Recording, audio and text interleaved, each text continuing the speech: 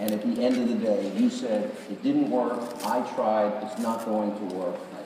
And you kind of, last time I interviewed you on radio about it, you said you regretted going forward, you learned from the process, you thought you made a mistake. Explain. Well, it wasn't very popular. I don't know if you know that from some of the folks. Here's the thing. It's a serious problem that has to be confronted. It does. And let me tell you why it's serious. Number one, we don't have the mechanisms in place to enforce some of our immigration laws. We don't have any verify system. We don't track 40% of illegal immigrants come legally and overstay their visas. We don't know who they are. We have to put that in place.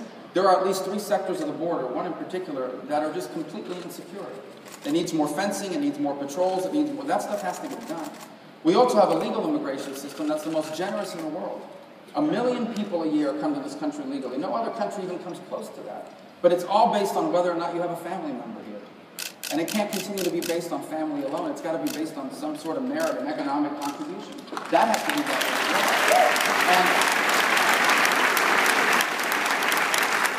And yeah, you have 10 or 12 million people in this country, many of whom have lived here for longer than a decade, have not otherwise violated our laws other than the immigration laws. I get all that.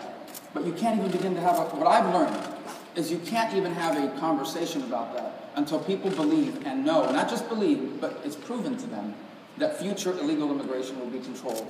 That is, and brought under control. That is the single biggest lesson of the last 2 years. No, I think everybody in this room would agree with this. Whenever there's a budget deal made, and they talk about, all right, we're going to have tax increases and we're going to have spending cuts.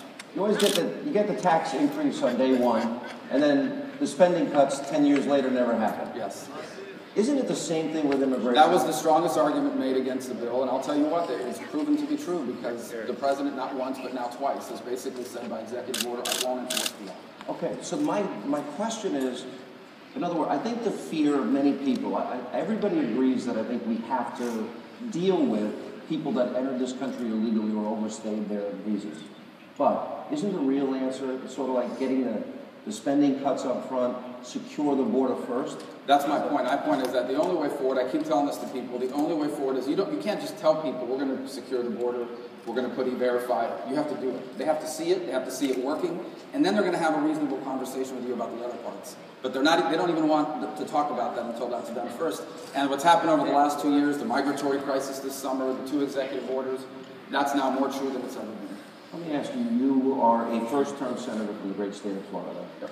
We have a man in the White House right now who is a one-term senator, voted present as a state senator, had some very bizarre friendships, in case you didn't hear me ever talk about it.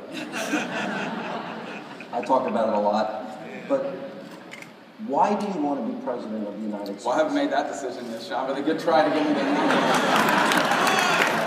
Look,